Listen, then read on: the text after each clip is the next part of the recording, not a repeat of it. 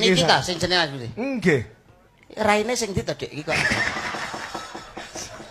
Oh, assalamualaikum, salam debok besok liak-liak gali asem. Ya ampun lemah abang nyimpang lemah putih nyingkrih.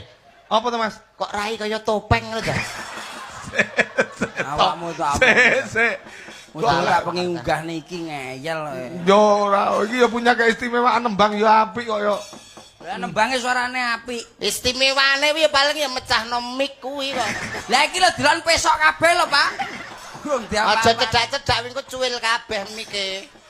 Mas Budi. Sakne kok. Dawuh katimbalan. Priyayi iki wibawa ora yak-yak. Oh, tapi suarane apik. Pak kula niki mboten gagas gurem ceceker sing kaya ngono-ngono iki mboten kula gagas. Krek gurem jare, Dek. Ora masalah, waduh dilone gurem kok sing ngomong tinggi ae.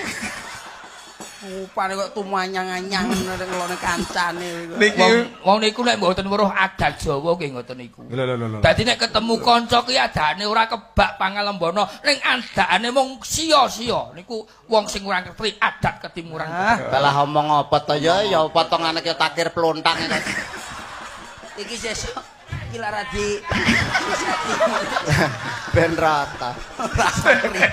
Tapi yo Dandani pirang-pirang dina yo ora kenek lho. Loh, tapi rada mingkem lho Mari ya. rada mingkem wong lambene dialteko ae.